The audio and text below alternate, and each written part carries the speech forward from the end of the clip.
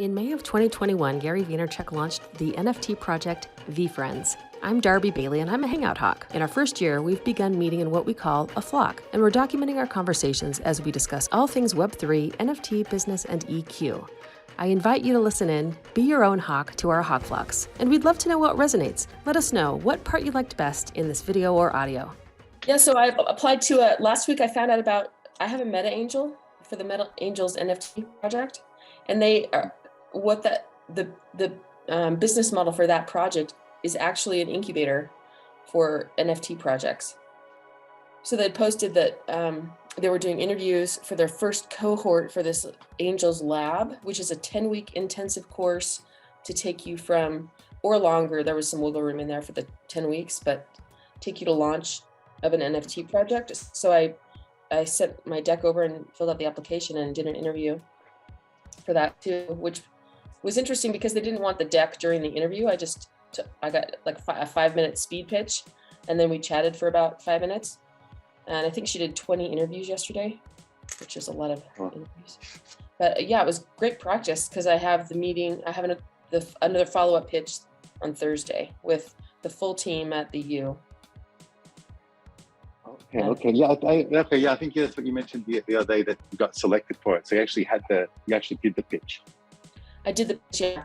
And actually, after I said I got selected, I looked at the qualifications, and if you applied and you have a Meta Angels NFT, they automatically selected you. So, you know, I didn't realize it till after, but still, still exciting. Yeah, no, but it was good there.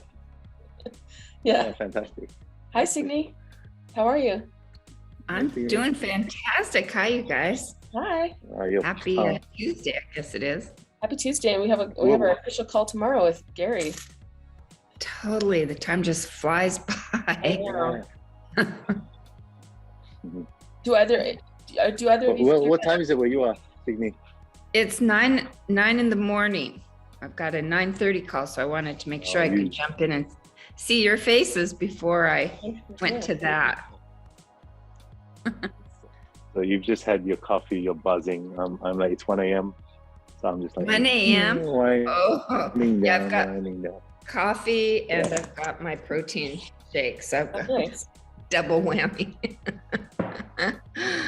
I've got my nice warm socks on. I'm in my PJs pretty much.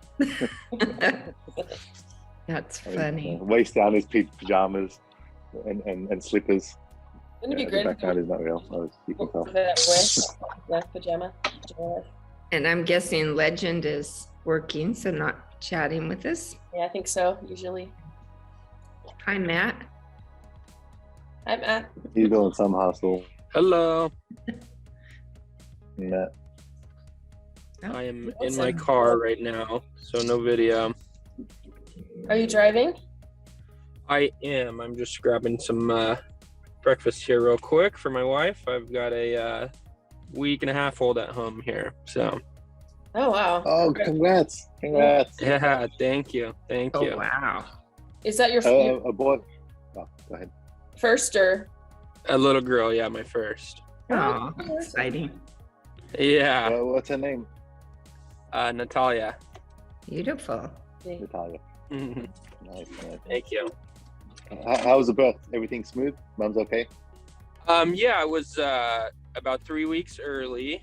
We were kind of out of the blue. She just went to one of her normal checkups, and I got a call, and it was time to go. So, but yeah, everything good. C-section, so got a nice normal shaped head and everything. You know, the important stuff.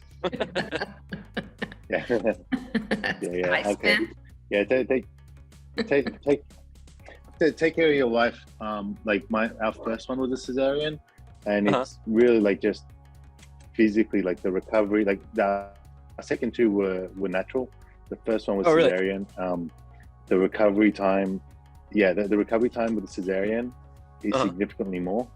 Yeah, definitely. Like just to get up and walk around, like. Yeah, you probably wouldn't notice like the first week, especially, but even now, like it's tough, and it's a lot more. It's a lot more strain on the body than natural. probably you guys probably don't know any different when it's your first one. But yeah, it's a big. It's like one of the largest, I think, surgeries that they can have. In terms of cutting. Yeah, cutting her in half, damn near. I said a week and a half. I don't know why I said that. My brain is all over the place. It's almost a month now, actually. three and a half weeks. Something like that. You'll save that for the next 6 months, right? Yeah, I've been in like the baby vortex here, so. I hope you could catch up on you some sleep. You're not going to get up for a long time. Yeah.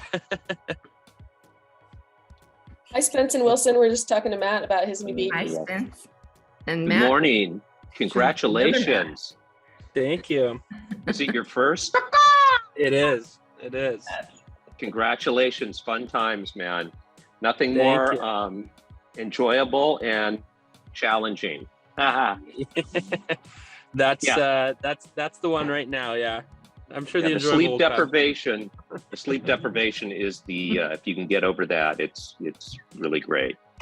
Yeah, we'll get through it. It's not forever. So, morning, everybody. Happy morning. Happy morning. Hi, Monica. Monica and Matt. Monica. Yeah. Hi. What's happening? Just got off a little I'm just tuning in. I've kind of been off grid on the VeeFriends and Discord and all that, so I'm just tuning in case y'all are gonna tell me any kind of important information. Oh my God, the last 3 weeks has been just like. That's why I've kind of gotten off. I get overwhelmed, so I'm like, okay.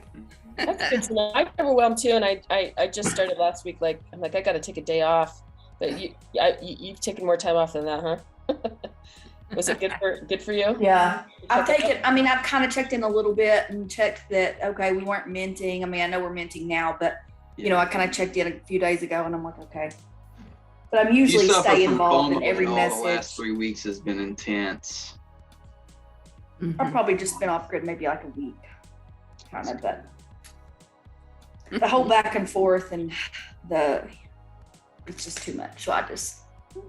Dude, VCon tickets, V2, Moonbirds, book games, all happening at once. Anybody here get a Moonbird? I didn't even know about that until I didn't get one. I was so bummed. I wanted it so bad. Were you there for the mint, Signe? Mm-hmm. I did I had signed on both lists. The first list when they thought it was going to be the Dutch auction. And then once they went to the 2.5 ETH, I signed on to that one and didn't make it to the raffle. It minted at 2.5 ETH? All of them were 2.5. And last I checked, they were like 20 or 18. I'm so upset about Moonbirds, and I want you to kick Legend off because. Did you get one, Legend? Yeah, Nick got one. What'd you pay? Like 10? I did. Yep, I got in at 10 ETH because I was being too picky about how it looked. It's like around 7 to 8, and I had them all tabbed up, but they kept getting sniped. So I was like, damn, it's climbing. It's climbing a little high now. Flying off the shelf, man. Yeah, but man, like the ones that I wanted were like, yeah, I don't know. I just wanted to be picky because I just knew it was going to be a long term for me. So yeah, it is. Yeah. If they ever go down and I have things changed around enough, I'll jump in. I really want one of those. Dang it. For me, the timing was just so bad because I'm like completely like focused on V2 and the book games and like trying to maximize this thing. Then Moonbirds comes out of nowhere and I'm like, oh man, that's a supernova of a token. Well, I didn't even see it coming. A lot of people were saying Moonbirds came out of nowhere, but if you guys followed Proof, I followed Proof. They had a couple podcasts and conversations about it leading up to it. So I wanted Proof, and I was late to the party during Proof because that one sold out while I was driving, and so after I lost proof, I really wanted to get a moonbird, but I guess I learned my lesson from so for Basie, right? I missed out on Macy because I thought I missed the boat. Didn't catch Basie, but people that were still interested in Basie kept researching, and they caught Macy when it was minting, because it wasn't just for holders, right? So when proof shot up, I still kept my eye on it because I knew they were gonna keep something generating, and sure enough, they were working on moonbirds, so I was like ready for that. All right, I'm officially appointing you our alpha guy, Nick. All right, Oh, so next time you see some movement, you need to shout it out. You guys just go ham on certain things. Like my strategy for book games was like total opposite for you guys. Like you guys were accumulating, I was getting out at 0.5 like, during the hype, and then that's kind of what I'm doing right now. So what are you guys doing for VF2? Are you guys selling your pre-reveals? I can't sell stuff, man. I'm just a collector. I got a problem. Crap. I mean, that's not bad if you hold long enough. Yeah. I'm trying to. I decided I halfway think about selling some of mine because, and I never thought I would say that because the more people talk about the high volume. I'm wondering if it's not going to not crash, but like go down. Yeah, there's been a lot of talk of that. Later, so that's what I've discussed that with like multiple people and like across all the chats, right? And I mean, we already saw it go down once the window reopened, right? So I know Gary keeps repeating like, hey, people are too focused on the supply when they should be focused on the demand. But as far as I can see right now, like there kind of is no demand for VeeFriends right now. Like VF1 volume has been steadily like not declining or anything, but steadily like nothing basically. Yeah. People been trying to sell specs for like weeks now, trying to get liquid, and it's just not. I don't see it in the short term, so that's why I am making short-term plays, like kind of like book games. Like I'm gonna sell my VF2s as soon as possible because I know for a fact before reveal that I could go in. Yeah. Okay. I haven't even minted mine, but I'm like, I have the characters that I want. And what are the chances of me really going to get a cat or an elephant? I'm going to get an insect or a damn The chances snake. are always tiny. Yeah, that is the payoff. I don't want one of those chances are so small, but you know what? Yeah. Monica, you're like me. You get attached to your tokens. And also, I'm playing off the fact that there's no. So the IP buildup isn't there yet. So like everyone knows the top, 10 characters, but everything else is pretty much maybe even top 20. But everything else is up to whatever, up to Gary to shill whatever. I know there's charts and stuff going around, but there's no true like power factor right now. So like I personally I'm comfortable with selling all my shit pre-reveal, even my gift goat, because I just feel like I could jump in. You think after post-reveal it's going to drop, or do you think just over time it's going to drop? So again, I just go off of everything in the space, right? Like most of the time, post-reveal projects drop. 98% of the time they drop. Like the only one that hasn't dropped was Moonbirds because it revealed right away. There's no like, hey, we're gonna wait 2 weeks and then we're gonna reveal it. There was like little hype for the actual reveal. There was hype for the drop. So that's the difference. And Kevin Rose obviously saw that it was just going to be huge. He did no more podcasts on Proof or on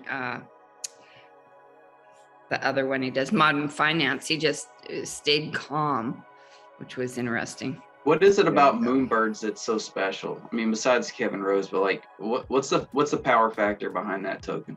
Well, It's the team. You're rewarded if you nest. The longer you keep it, your nest will change colors, and then you'll be given certain access and different things. Is that your understanding? Yeah. Access to what kinds of things? I need access to money. So Yeah. That's what I'm there for. I think Nick's. Where's the money tree when we need it? Yeah. Nick, tell us, brother. It's a difficult thing, because if everybody's buying them because everybody's buying them, then the value's there because the value's there. But there's not really a pilot light in there keeping it going. Like, when V1 dropped, the utility for VCon was like, okay, at bare minimum, at least I get to go to this conference. Okay, with something.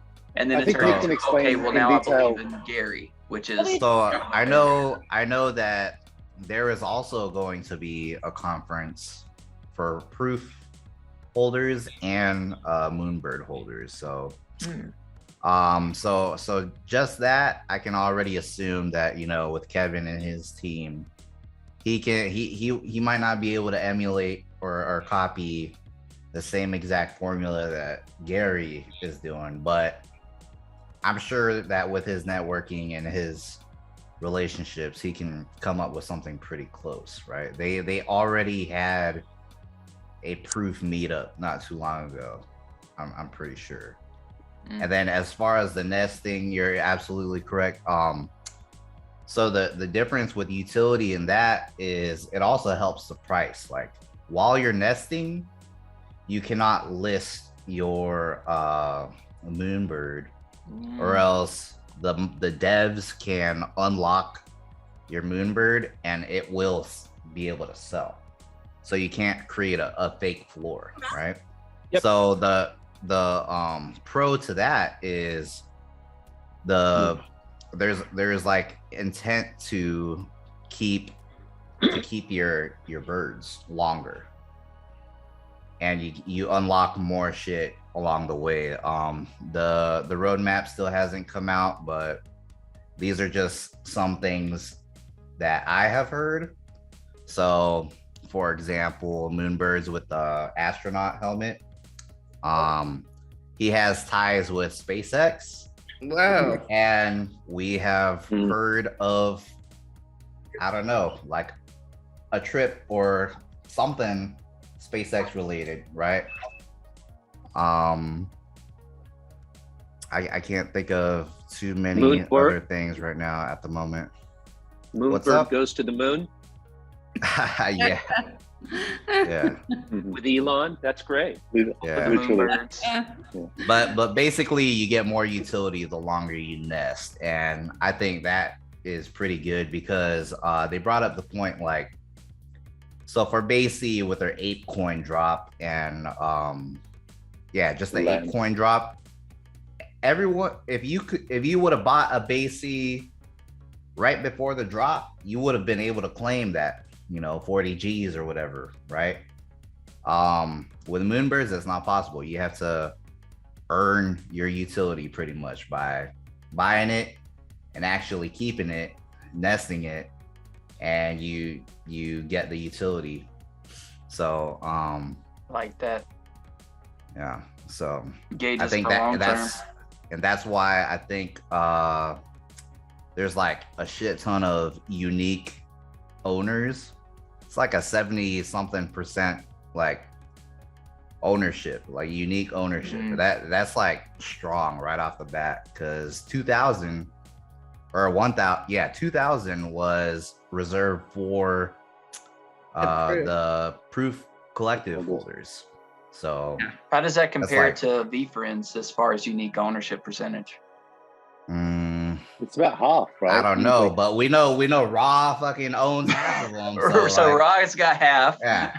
Aiden has 25%, you know, and then we're sharing the last quarter, you know. So like there's not too many whales from what I can see that are holding like over 100. You know, I haven't seen the stats yet because hasn't come out yet, but yeah. And something I've been concerned about is like bringing new people and bringing liquidity into VeeFriends. If it's just the same 10 people, you know, trying to buy and trade. That's what I talk about. That's what I talk about as well in the gift go chat. So like, we always have these conversations.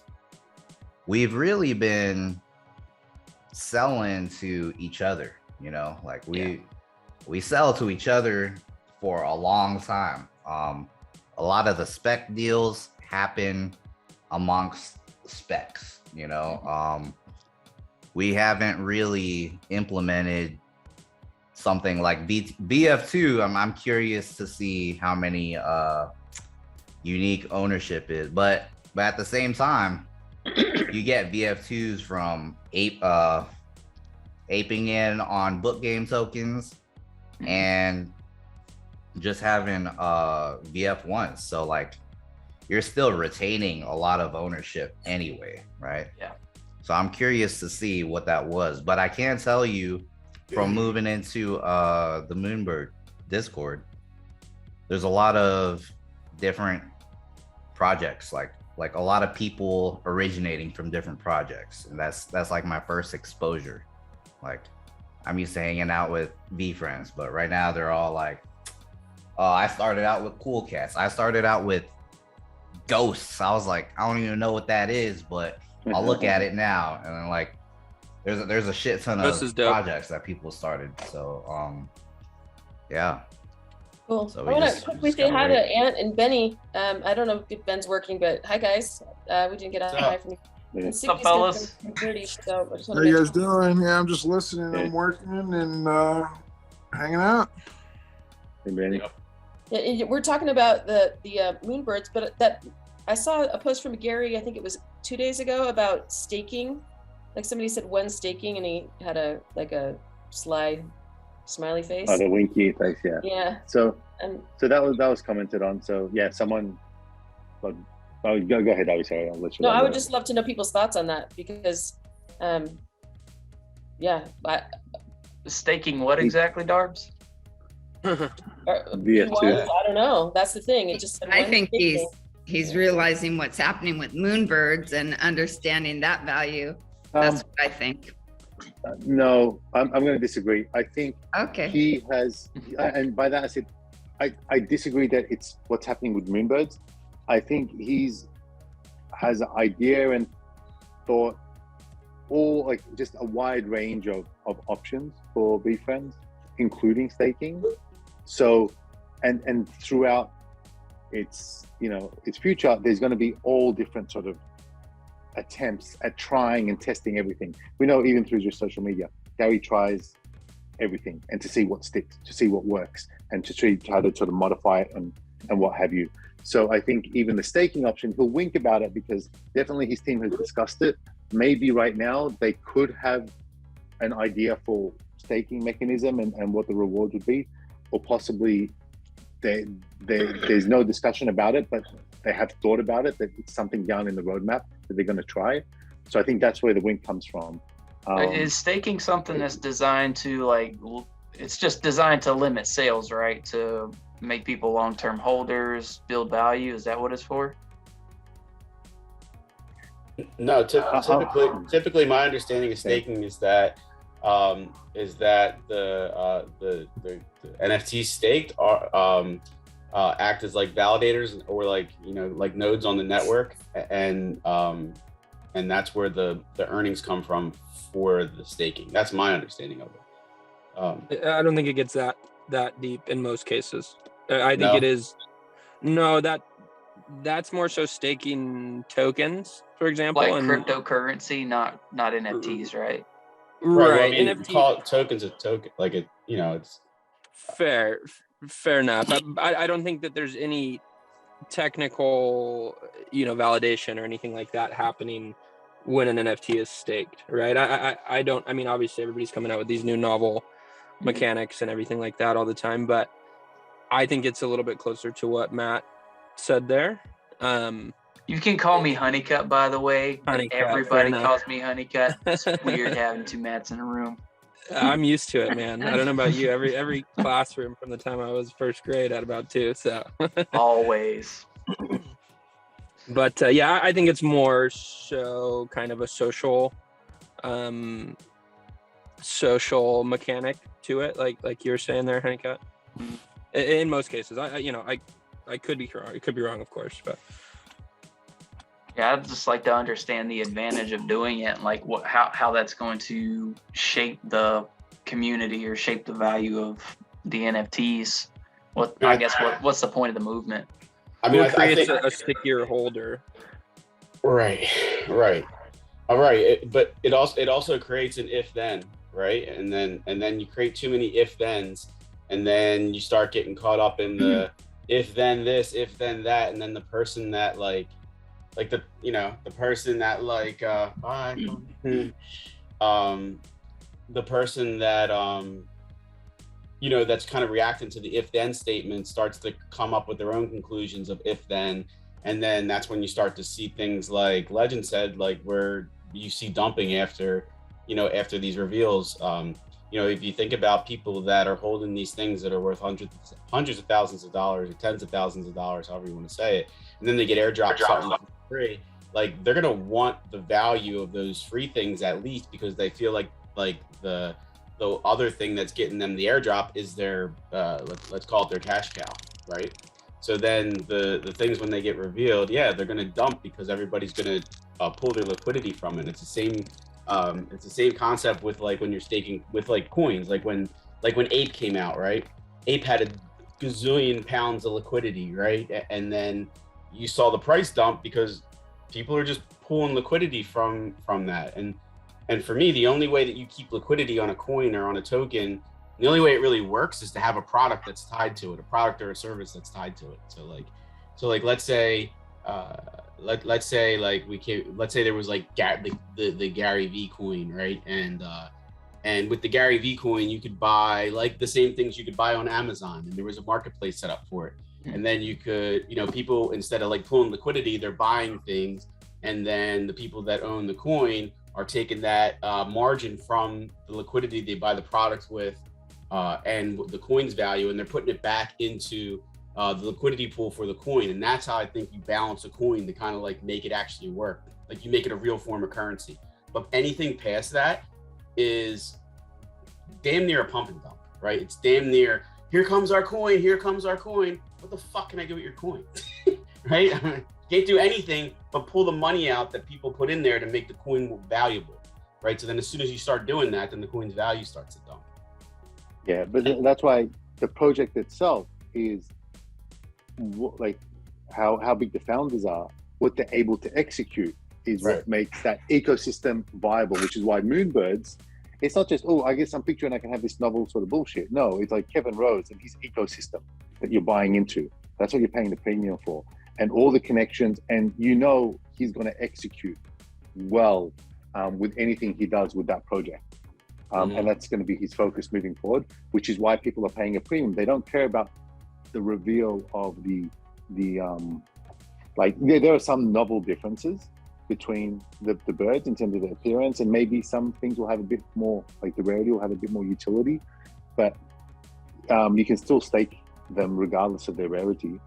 Okay, but it's more access to that environment. So now, Legend saying like he's on the Discord, he's going to be able to participate in whatever else they have down the line, and that's why apes as well. The ape coin, they're doing the land sale, which you have to use coins to buy, but right. They have such an ecosystem for merch or whatever it is, they can provide that shop front.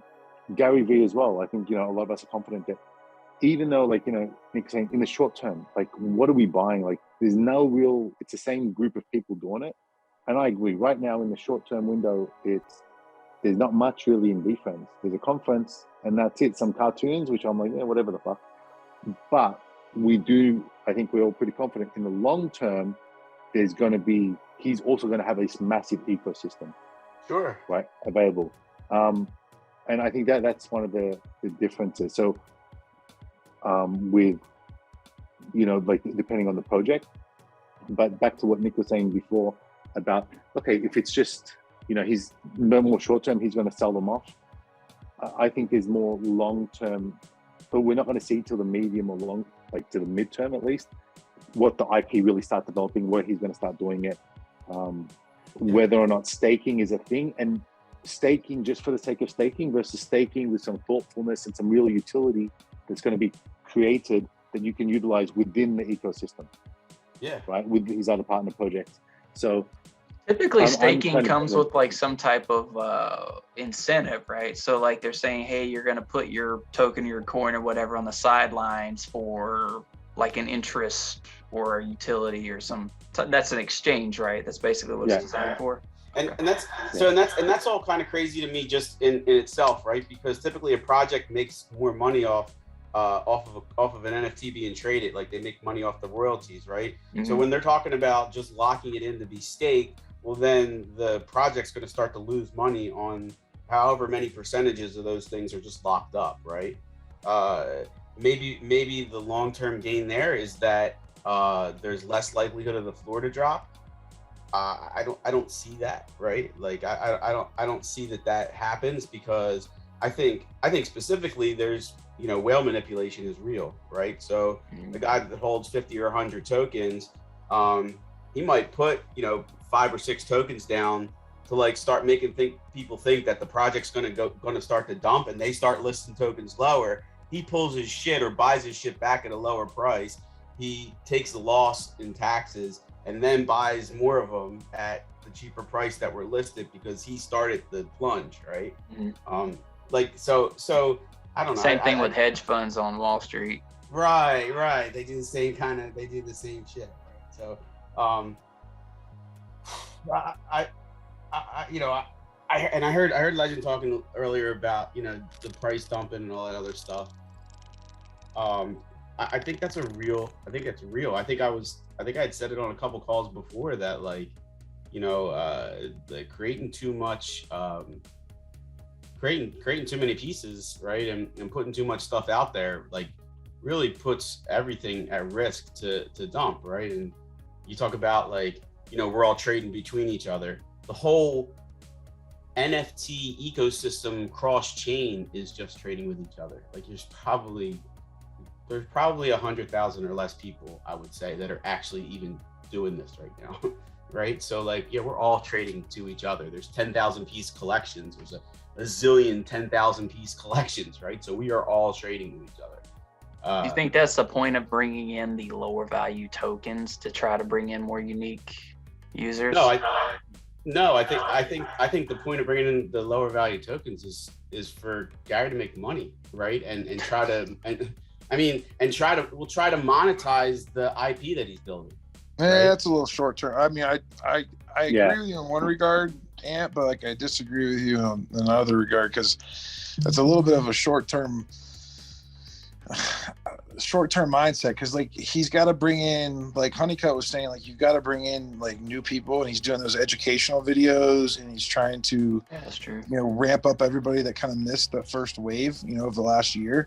And I think with VeeFriends too, he was able to create a reason to like create, like, make it cooler looking, make it more animated, have these educational videos that his mod teams could make, and that he could try to onboard all these new people. And I guess the jury will be out. I mean, we'll still need to determine how many unique wallet addresses there will be with VeeFriends too. That'll definitely be a telltale sign of what we won't know that until the public, right? Well, yeah, you're not gonna know until after all the tokens are sold. I mean, like once all the tokens are sold, you'll be able to see, like, how many different wallets there are and how many different users there are, and like all that information is really important. OpenSea, like, I think there's only 1 million wallets, like, even right now. And again, most of you guys probably have multiple wallets. So, how many users is that? Like, you just mentioned 100,000 people. I think that's a fair amount. And then out of those 100,000, there's probably only like 5,000 of them that actually are trading over $10,000 items, which is, you know, as long as we all hang on our Hangout Hawk, it's all obviously worth that. Right. But that's Did a you very guys see small pool. Within the time frame, right? So like I hear what you're saying, right? And I get it. I'm saying that Gary is developing the IP long term, and so he's going to bring more value to all these different things that he's launching. That they're going to be super valuable long term. But if you look at the time frame of like the now, I think he's making money on it to continue to develop the IP and build the project, right? Like, if you look at the money that he's actually making, it's, I mean, yeah, is it a little, I mean, it's a lot of money if you think about it at one swoop, but if you think about it from another swoop, like it's not that much money. No, but it's the money required to properly develop the IP. Oh, I agree. And listen, I agree. I wouldn't want him underfunded on it. That's for sure. I'm not saying it's a bad thing that he's trying, you know, that he's doing it to make money. I'm just saying. But at the same time, though, he's onboarding people. He's onboarding people at the lower level that, like, you know, our friends and family that we try to talk to about this. He's got a whole team of people that are making videos and blog posts and information, and they're dragging them into the Discord.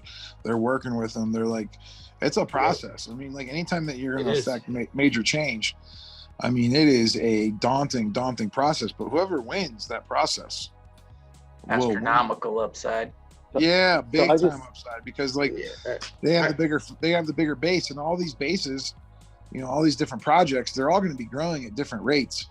And some of them do have crossover, but again, at the end of the day, if you know the communities can stick together, and again, it's going to be about community, right? And depending on where they go and where their loyalties lie, it will be the final. It'll kind of be like after 3 years is up, we'll kind of see like what happened with all these projects. Because really, I'm kind of like holding out because I feel like 3 years is a long enough time to get a startup off the ground.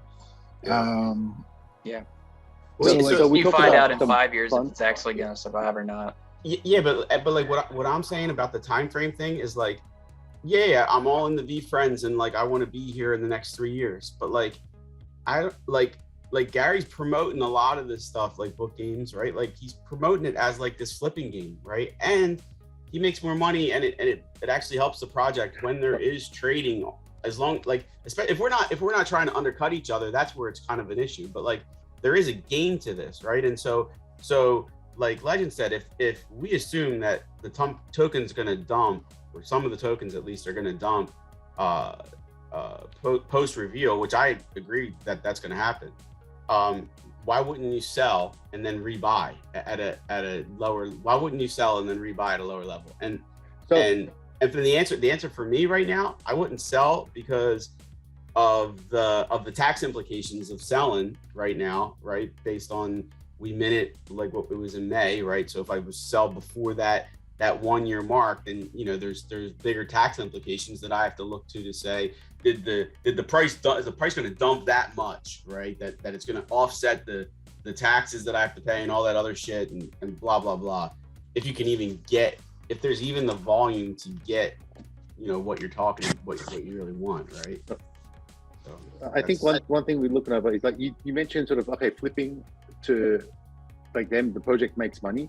I just touched on, and you can like have a look with me if this makes sense. So there's 55,000 Series 2 tokens, right? 10,000 are for Series 1 holders. The other 45 are for public for basically not free. They're paid at 0.3 ETH, right? And what's the price of ETH now? So 45,000 times 0.3 times, what was it, $3,000? $3,500? About 3,000, give or take. 3,000, that's $40 million from VF2 to drop. So he's doing okay. So I mean, I do understand like project makes money through transactions and the royalties. That's it. But that's like the focus is on this, getting this to sell out. That's $40 million you got in the bag to do it, and then the IP should be generating money, right? If you got $40 million, like that's it. Like so. I don't think he's putting like, yes, it does make the project money, but that's not, oh, we need a bit more cash today. Let's do a bit of a pump and try to get some high turnover these next 24 to 48 hours. The numbers don't match up. The net figure doesn't seem to match up. So that's one. So that's one point. But I think this big project, that's the big funding. Series 2 is the big funding mechanism to really get the next stage of it moving forward. Speaking of, did you guys see his message about calling out for brand ambassadors and influencers for IP builds? No, I didn't see it. Yeah, on Instagram. I heard a little something. Stuff. Yeah.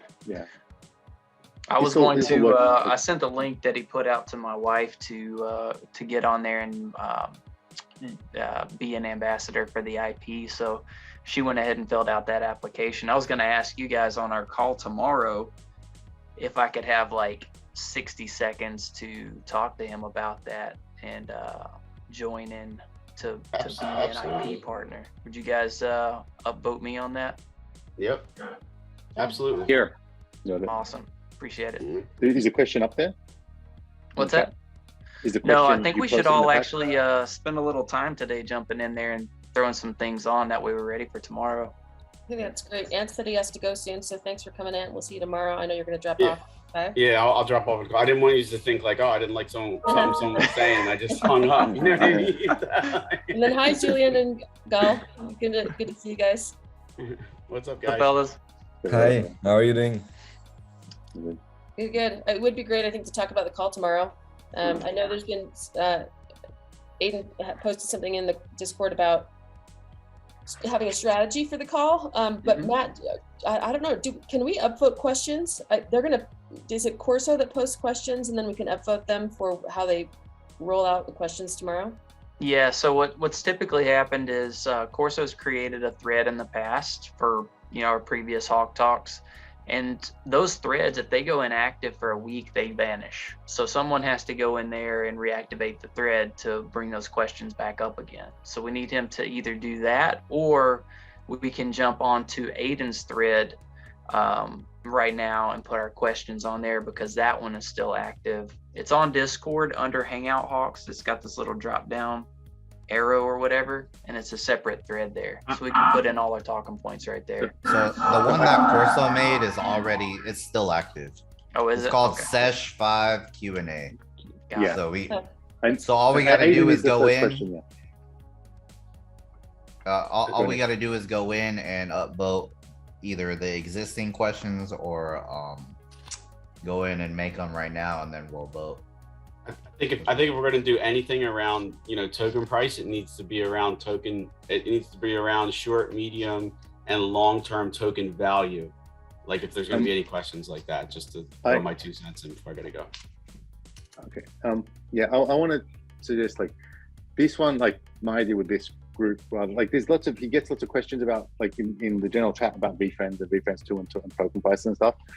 This is, I think, our time to talk rather than ask general questions about VeeFriends, rather as business. Yeah, should we like to focus on our business, our own personal, like this is the one moment we have to be selfish about it.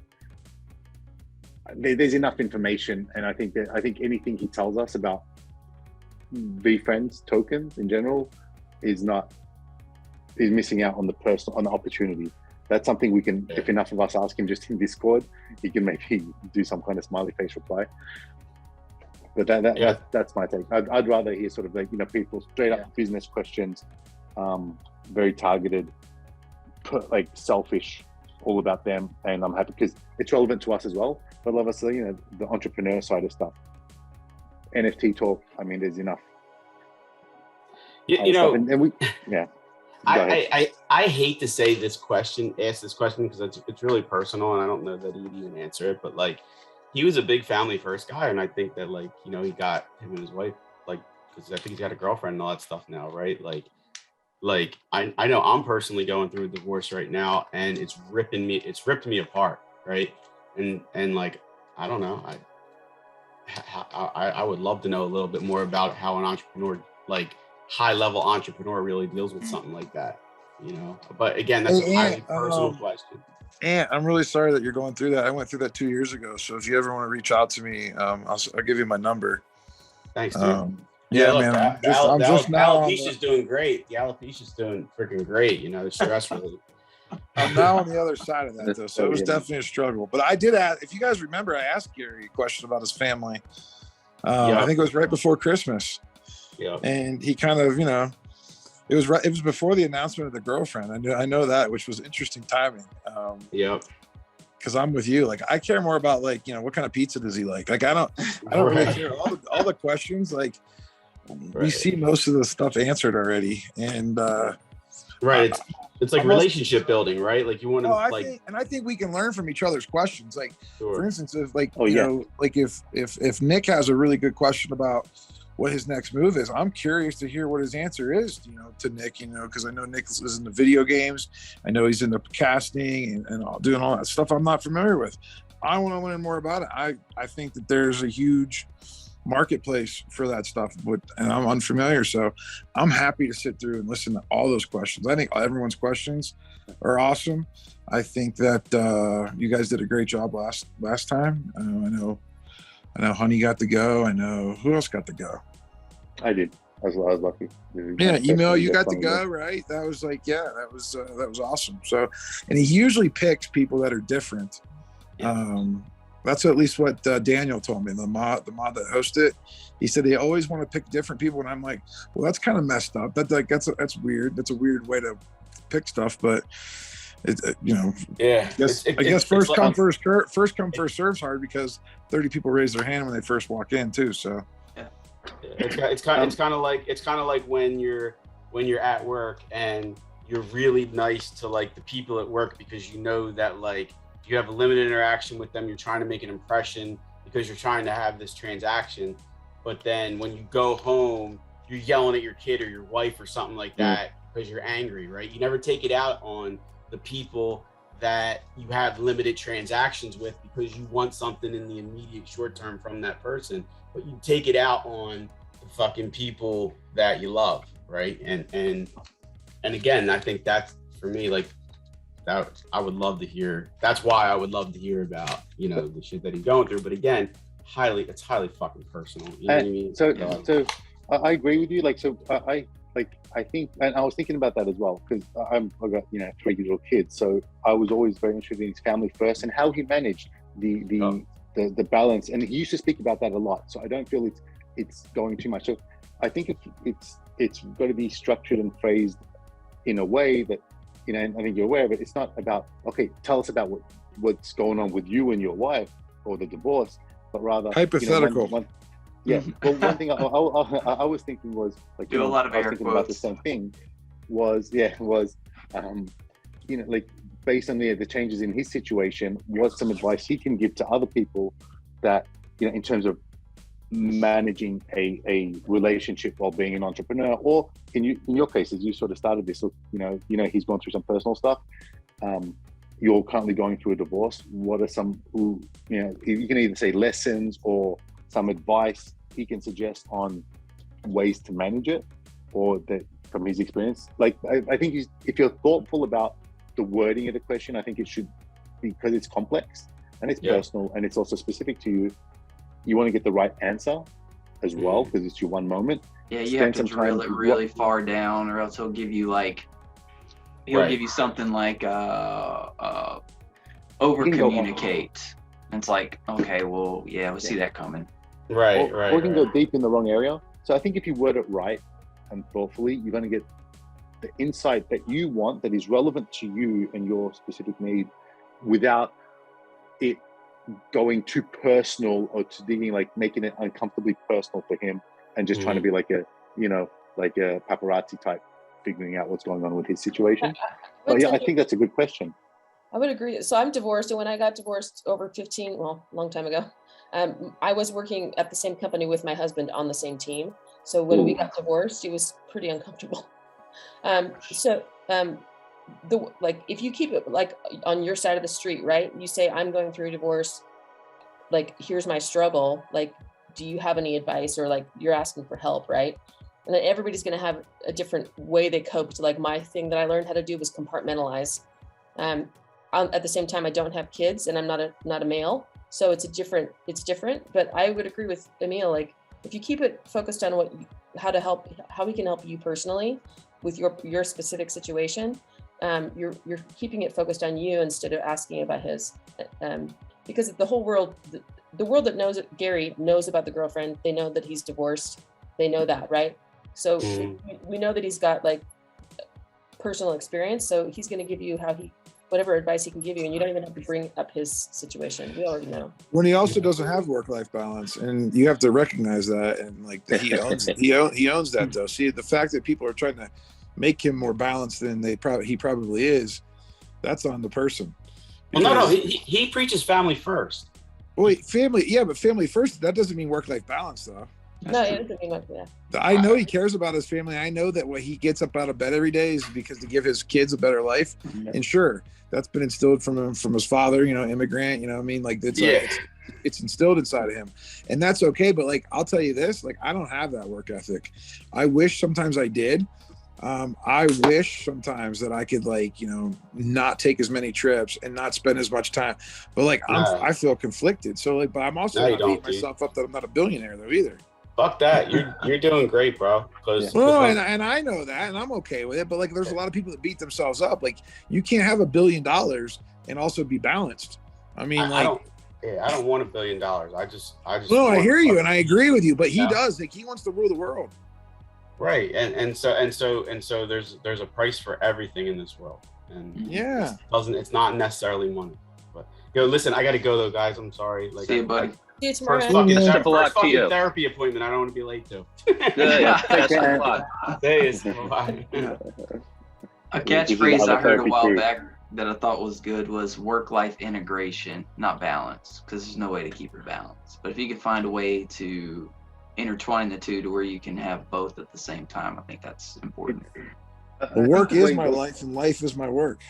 Yeah, like when it interacts now, like, I mean, it's kind of it's not separate. When it's an office job and you go away to some place, then yeah, that's separation. You're 9 to 5, you come in and you turn up. Like my dad was a school teacher, and that's very separate. Like, he goes to school, comes back home, and then it's the life portion, and it's two separate things. Now it's like, it's so integrated. Right? I'm a real estate agent. My clients end up being my friends. They come to my house, like, they're all like families like myself, right? Foreigners around 30 to 40 years old, with Japanese wives and kids in the area not too far from where I live. We end up meeting at the park. After I spend 2-3 months with them, showing them houses with them and their family and getting to know them really well. We end up being friends. So then they come over for barbecues, and they're at my Christmas party. There's no separation. I think if you do it in a smart manner, now the way life is, even like, and now we have the choices of career that we want to do, the kind of work that we want to do, not just straight up 9 to 5 for the man. You can do that integration aspect. So yeah, work-life balance means, like, I don't want to work-life balance. It means that it's separate, and I don't like that concept. Also, hey, can we get back to what you guys are selling your VeeFriends 2s for? Never selling them. Listen, I'm just curious. If we can't pull each other in here, we can't pull anybody. And I really want answers. Selling all of them. Well, no, I know, but when and how much? Like, tell me when and how much.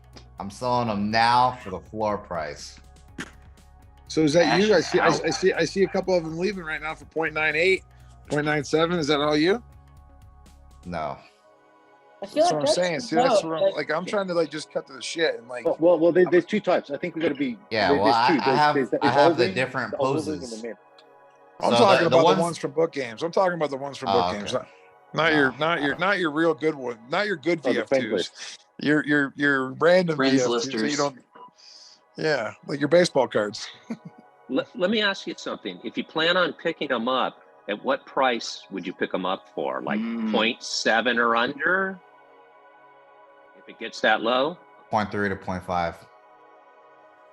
You think it'll get that low? Yes. Well, I personally do.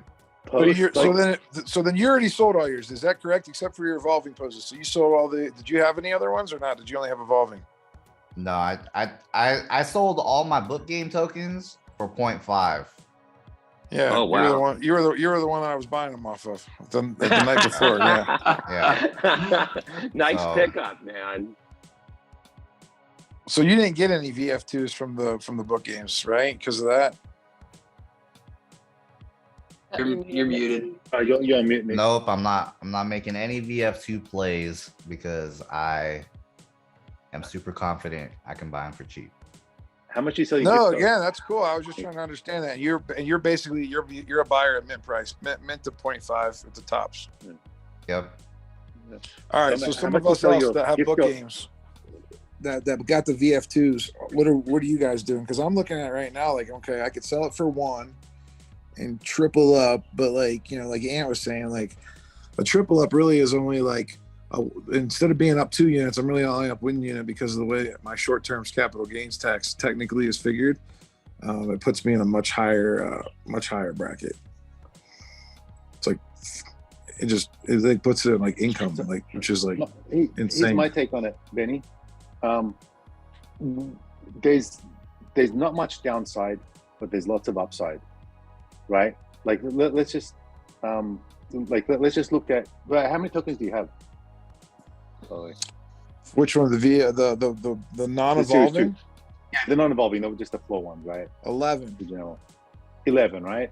So even that, like, you're looking at 3 to 6 profit you can make if you sell them at the floor now, right? That's not a lot of upside, right now if you sell it at the floor. That's not a lot of loss, actually. Even if it were to go down, there's not a lot. It's already quite cheap. It can't go down that far, but it can go. There is a lot of opportunity for upside. So my take is maybe it's not. But you think upside long term or upside short term? Medium, because we don't know what these can do yet. We don't know, like, with all the backgrounds, is it really just rarity, or is there some kind of gamification, some kind of playing, some kind of extra thing going on? Oh, there's going to be something that comes out. I'll guarantee you there's some type of announcement at VCon.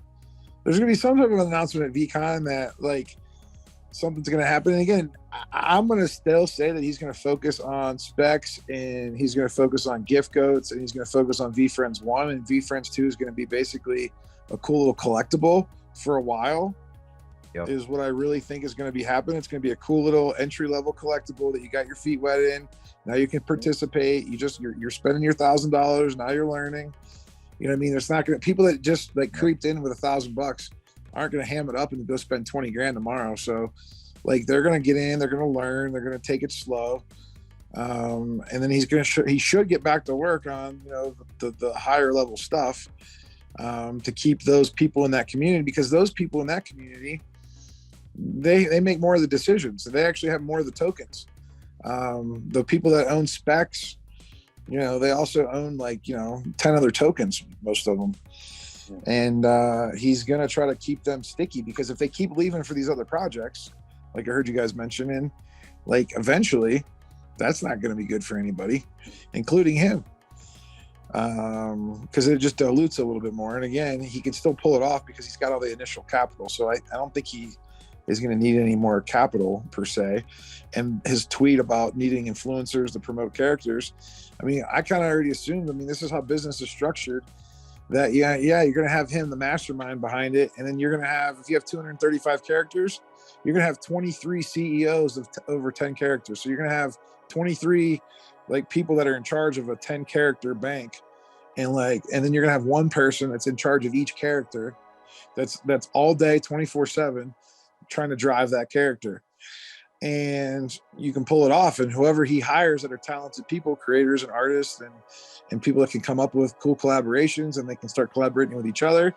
Some things are going to evolve out of that, like, and that's where you're going to get your winners at. Your characters that, you know, have no clue of, like, they're like the top two, they're like a 235th ranked character could promote to like the top 10 after 6 months of the right influencer, the right creator trying to take that character to the next level. Does that make sense? Oh yeah, complete sense. That's what I think. But why don't you go half and half? Sell 6 tokens, keep 5. Play both. Like, it's not a massive numbers game right now anyway, to be honest. It's just a few weeks here and there. Well, because then I'm like, because I'm gambling with myself if I sell half. Because then if I pick the half that reveals and they give me bad tokens, and I go back and look at the half that was good tokens, then I'm like mad at myself, because now I'm like gambling with myself. I don't really want to gamble with myself, so I either want to sell all 11.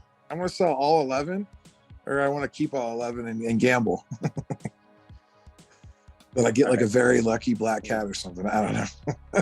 And then what am I going to do with that? I don't even have okay, let's say they give me the very lucky black cat or unlucky black cat or whatever the freak it's called. Like, what am I going to do with that then? I could be talking to keeping that instead of selling it. I realized, so I got all my V2s and I got the Hawk drop, right? And I'm using a hard wallet now. And for that one Hawk token, the permissions, my hard wallet went through a lot more like steps than the traits that are shown. Like there's 4 traits, but I had to go through 8 different permissions. So that tells me that, I don't know, that I think, and maybe it's wishful thinking, but for the access tokens and what we just got for this V2 drop, there's something in that token that's programmed differently than the Hawk token's programmed. The Hawk token is programmed differently. Yeah. So I was just looking at that, and the reason it's programmed differently is because we're going to be getting a random character. It doesn't know our character.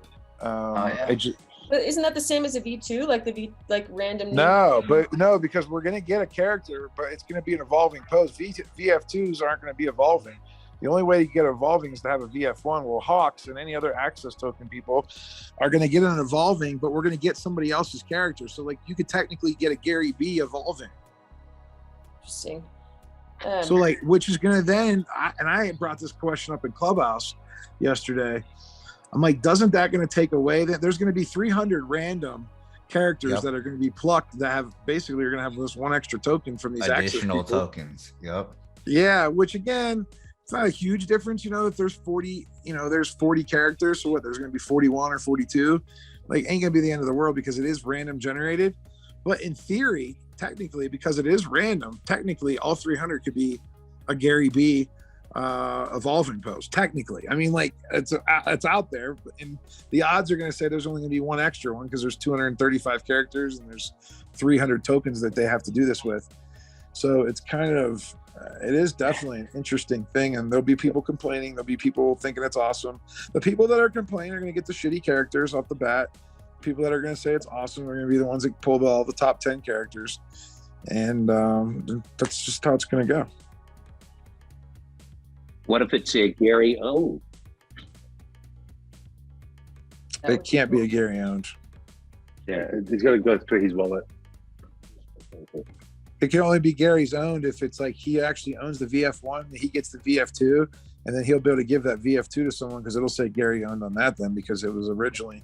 He's going to get you got to remember, he gets all the VF2s for all the VF1s he has too. Right. Yeah. I think for the sorcerer. But we're not going to get that. We're not going to get a random goo. The goos go to the sorcerer is apparently getting a goo. VF2. Yeah, they can. He can give whatever he wants with his stuff. I mean, it's his stuff. That's what it's there for. But for ours, from what I understand, we can get anything. I mean, we could get, whatever you guys think the worst token is, versus, whatever we think the best token is. So it is like gambling. So that's why, like with my 2 Hawks, like I'd rather either just sell them and let somebody else take a part of that gamble, because they are going to get an evolving, and I will get the most amount of money pre-reveal for a random evolving. I feel like. Yeah, like we're in a good spot because we could get rid of our random revolving, and just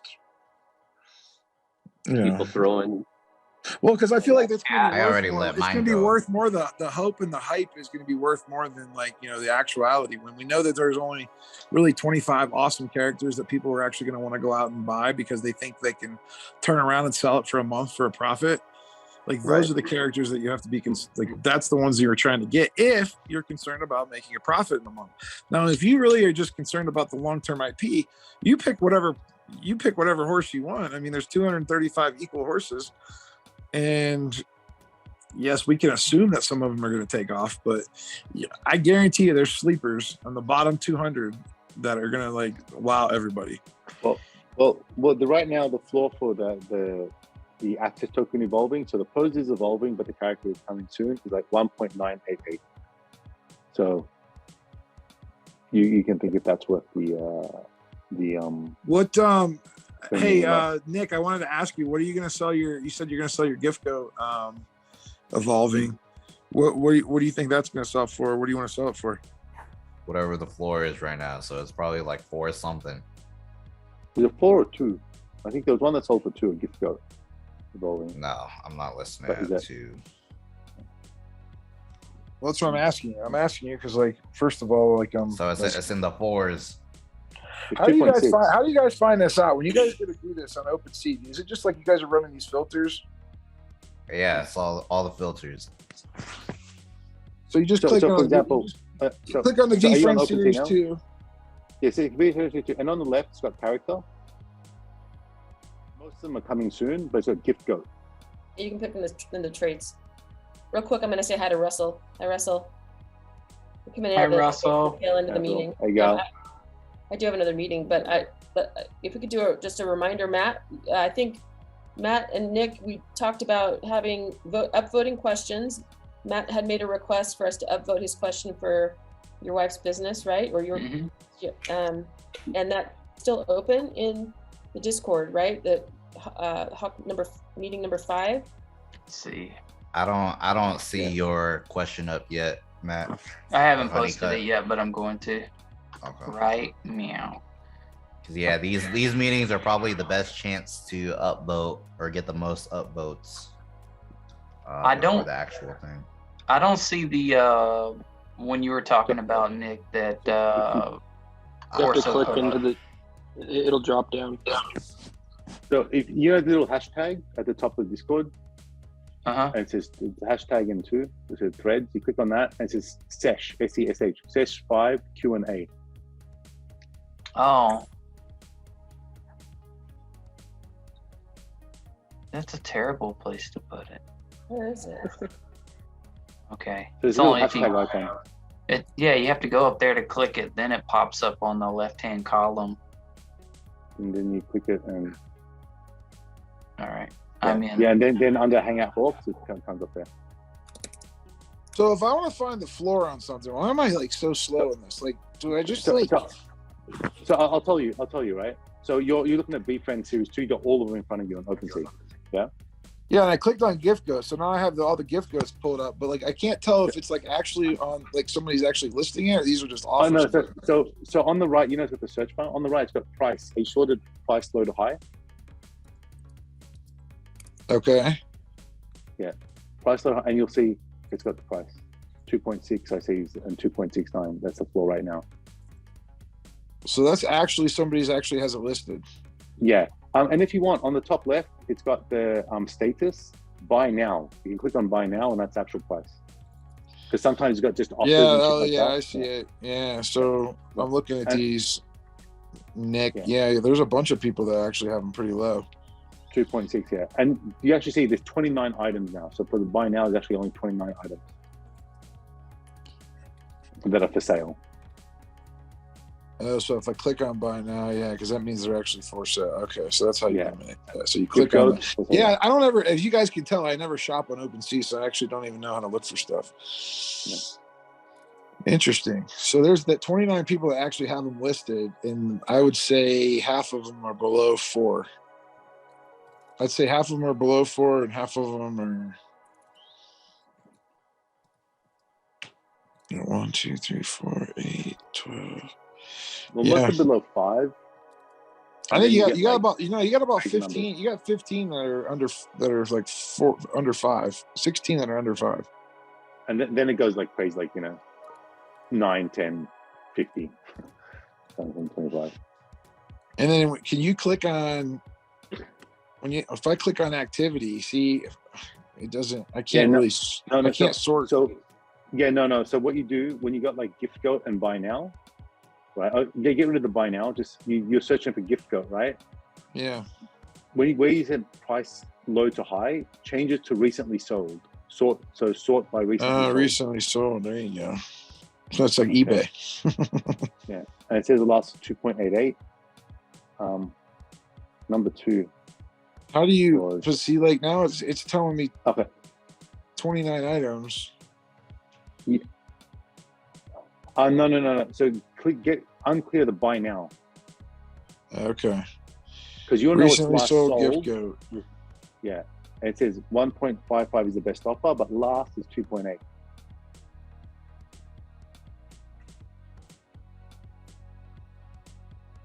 Okay. There's 250 items. Keep go.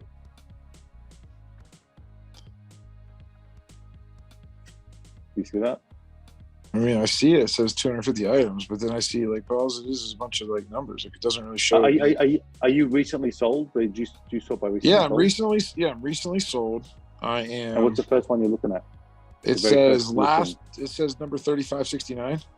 Yeah, last was 2.8. So you just look at these last. Like, what about this one that was like right next to it that says 3.95 and it says 20 hours left? And yeah, so click on that. And you see the price history. So April 20th, 2.8. So you got to go all the way in there to see it like that, huh? Yeah, sometimes they don't say what the, but if you go back now, it actually says what the last, because that where it says 20 hours left, right? It actually, that covers up where it says the last price. Gotcha. It's like there's a time on it. Yeah. So if you, so that's why it's a bit troublesome. And someone's on for 3.5, 4.49. Makes sense. A quick shout out for the party tickets. We still have tickets. And I have to go in a bit. I can, if anybody wants to take over hosting, and you guys want to keep going. That's cool. You guys need to invite your friends. Send that link out to anybody that you know, and then I think after the call on Wednesday, on Thursday, we'll start publicly trying to sell some tickets. But if you guys know anybody that you guys think should be a good fit that wants to come to the party, obviously send them a direct link, have them buy tickets, and we'll sell the rest of them to the public. But I'd much rather have it by invitation than have to just, but we need to fill up a room to actually at least try to break even. I think we need at least 200 people. Yeah. I feel like to break even. If we do over 200 people, then there might be some, I think we're like, what are we at? Like 100 like 120 people maybe. Let's see. I'm gonna log in and check. I think from Bryce, I might be buying his tickets to get 2 other people that might be inviting. I see you negotiating in that rooms. I'm like, just make everybody buy tickets, and like tell them to give the give it away to one of their friends or something that's helped them in Discord or something. Yeah. You're like trying to figure out ways to like buy their tickets back, and I was just like, dude, tell those people that own Hangout Hawks, if they buy tickets, just tell them to give the tickets to somebody that they care about. Like, get a friend. Yeah, I get it. There's going to be so much value meeting all these different entrepreneurs and all these different Hangout Hawks. It's going to be fun. So I think we've got like five people inviting so far. It's awesome. I talked to Sal today too. He's excited. So me and him are working out some. It's gonna be good. It's good some details on that. So, all right. Well, I'll see you guys. Me and Darby are doing Monica and Laura are doing a virtual video walkthrough of the property tonight. So, thanks for reminding me.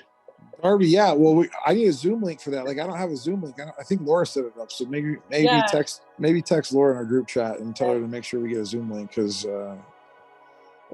I'm pretty sure she's usually on top of that. I think it's just in my been working off my work calendar, not my Google calendar. Oh, good. I also I see Spence in here. I saw Gary picking on Spence the other day. Spence, you want to chat about that a little bit? Are you talking to me? Yeah, was he picking on me? I don't know. Were you two going back and forth about something? I don't think that was the phony. This isn't. It's not the right Spence. Oh, is that a different Spence? Maybe it was a different Spence. Yeah. But I did have a conversation with the phony Gary. That was entertaining. Wait, I'm so confused. Legend, tell me what's going on. So the guy you're talking about is Spen without a C, I think. Oh shit! I thought that was my boy Spence. I thought that was my Hawk Spence. I'm like, what's going on? Nah. But yeah, it's pretty much all the stuff we talk about in the gift go chat. Like, I don't know. You can call it funny. You can call it complaining. Whatever.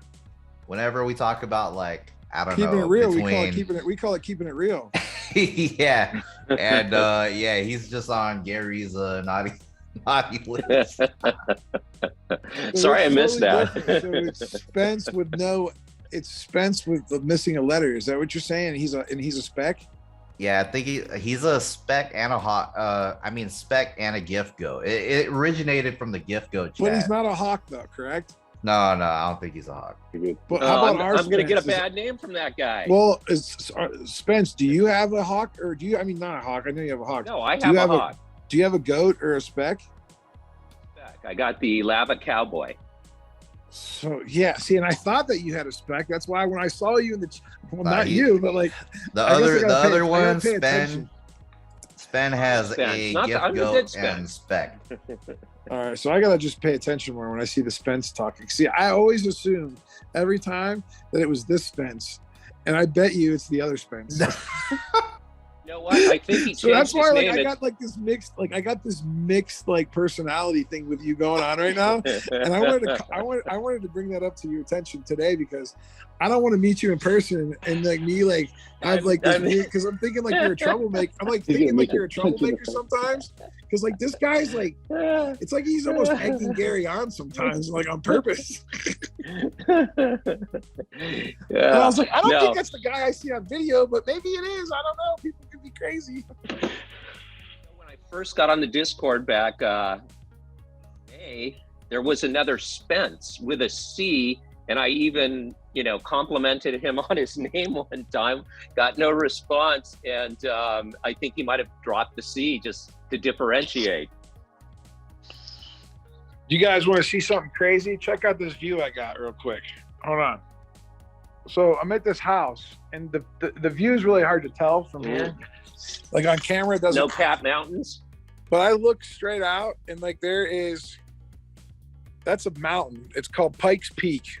And it's literally, I have like this whole house is like all glass across the front, and you just look down into this valley, and right across there is this huge beast of a mountain. It's like the pictures don't do it justice. It's like wow. It's like being at the Grand Canyon. It feels like. Nice.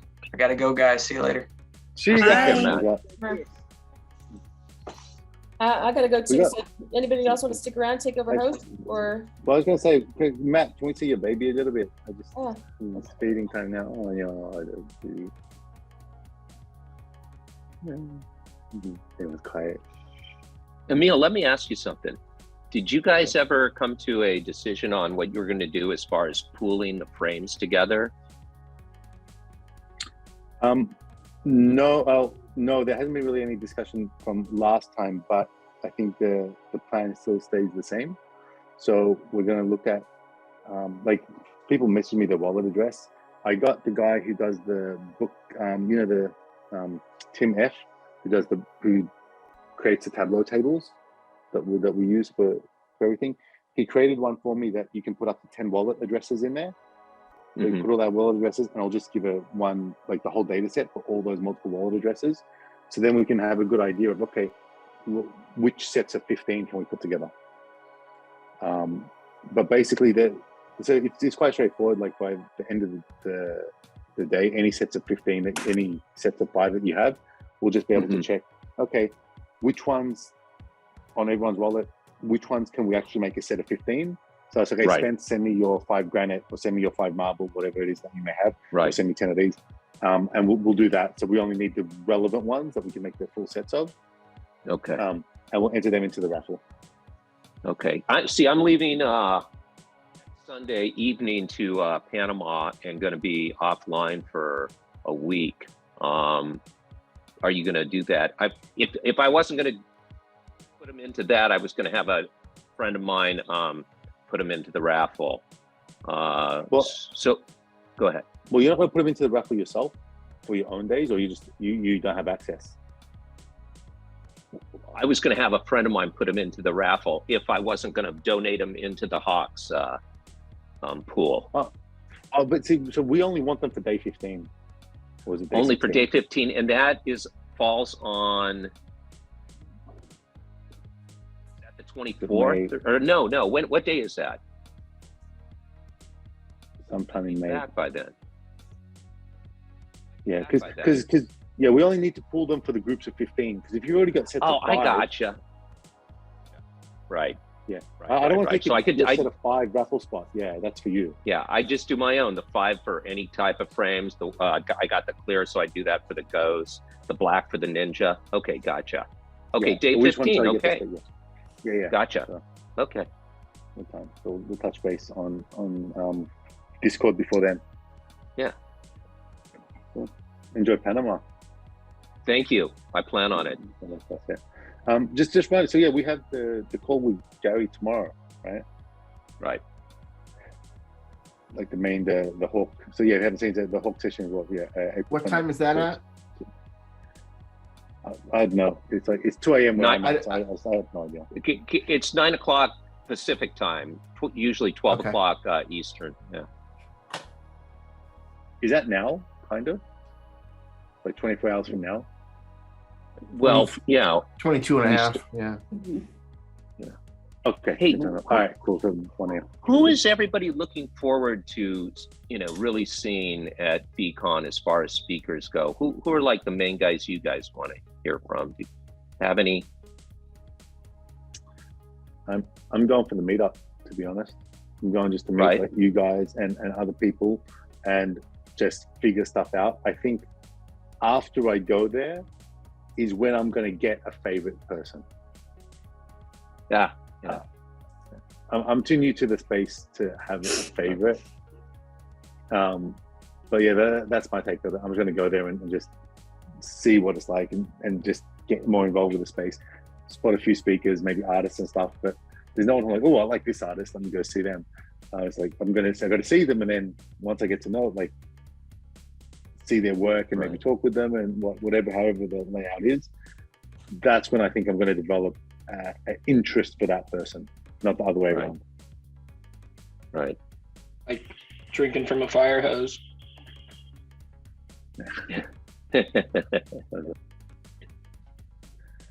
We got Wilson as well on here, man.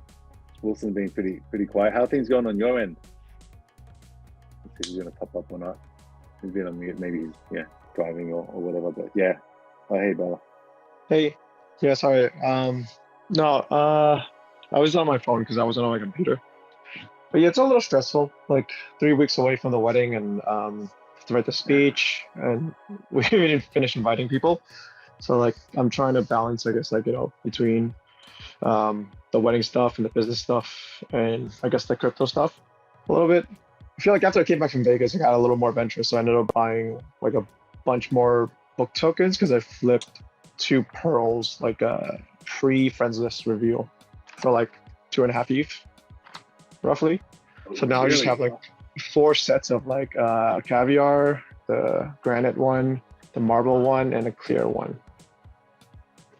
And I was trying to get more of the like attributes, I guess, like, so that like it's like, if shit hits the fan and everything sells, at least I have like the smallest percentage things like kindness, whatever was like 6% or lower. I pretty much have all of those as the ones I'm holding on to.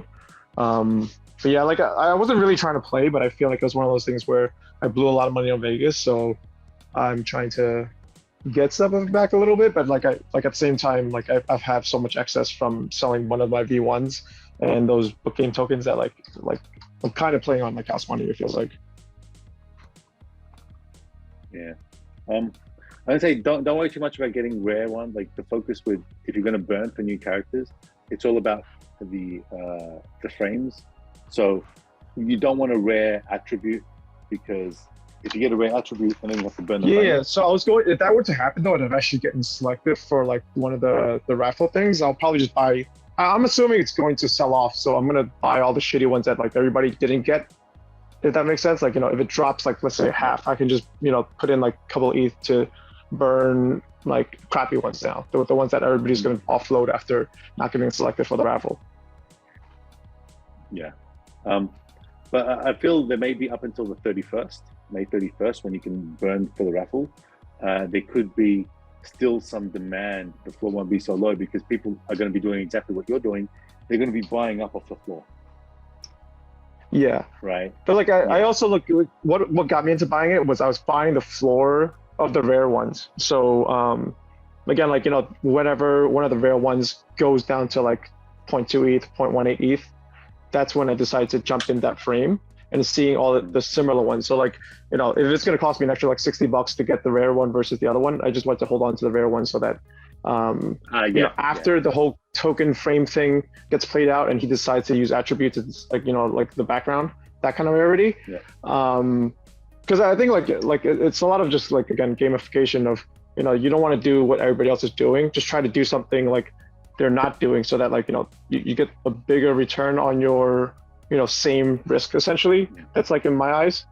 But like, I also have been following it. So like, I didn't get hit with like the first wave of like, stuff getting dumped because I just had my initial 7 tokens from the books and I sold 3 of them for like 2.5 each, which is like, it's crazy. You already made that money back. So then, it's one of these things where like, I didn't want to play it, but then I slowly like kind of crept in and, started using some of the ETH I've been just holding on to for so long.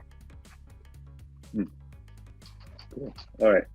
No, I think, like you seems like you got some sets, so we'll work on pulling them as well. I've got like, I think 7 sets of 5.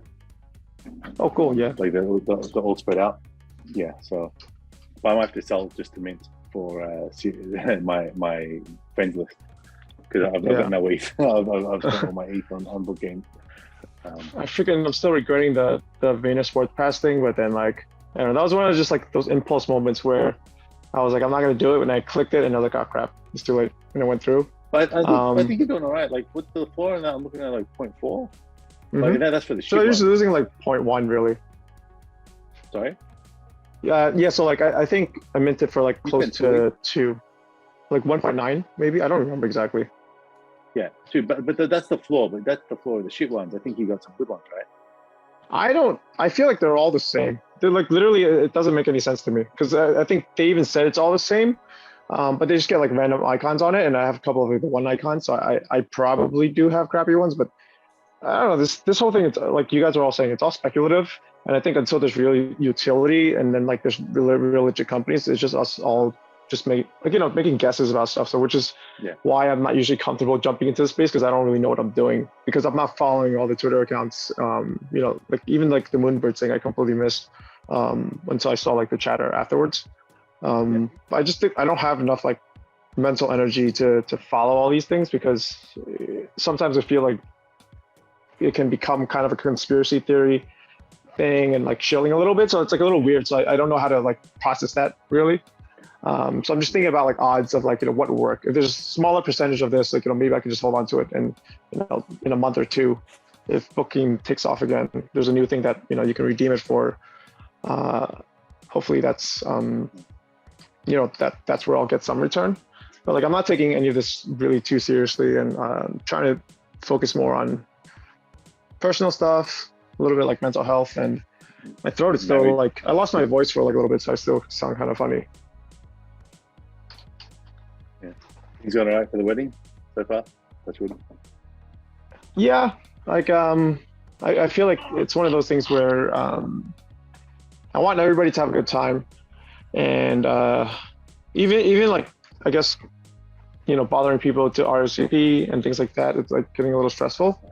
But I've always been someone who kind of procrastinates to the last second, so I'm hoping to just like power through in the next 2 weeks and get everything done. How many people are coming? What's the invite list? I think the minimum is like 175 and we're at 130, 40 maybe. But like, I think there's a couple of confirmed already that just hasn't RSVP yet. Yeah. Okay. No, cool. It should be a nice get together. Man. And like 2 weeks later, it's like VeeCon. So it's just like all these things. It's like out at once, but then it seems like a waiting game. Kind of is what it feels. I even have an extra VeeCon ticket. I need to figure out like if I'm giving it to someone or trying to flip, which that kind of sucked. That like dropped so much where it's only like, I don't know, $2,000, $1,000 now. I feel like 1.5 now. I think it is. Yeah. All right, brother. Like all the talk you guys it was super insightful because even like the relationship stuff, I've been struggling a lot with like seeing how most of the world are so it's like they have a wall against each other, and like, you know, it's so hard to have conversations that are really meaningful, especially with the people you know. And it's weird that like it's easier to have it with random people sometimes, where, you know, it doesn't really matter what they think, but then like the nice, you know, comments like do help boost your confidence a little bit. Whereas, you know, you try to tell someone, you know, they mean well, but then, you know, kind of their unintentional digs hurt so much more. So that's what's been nice, kind of just like, you know, with the nice Discord and distance. these calls. Yeah. Cool, man. Yeah, sorry, I kind of killed the vibe. No. I thought Monica was going to talk because her mic came on. Leave her. No, man, but exciting times. I'm looking forward to seeing you at VeeCon, definitely. Yeah, same.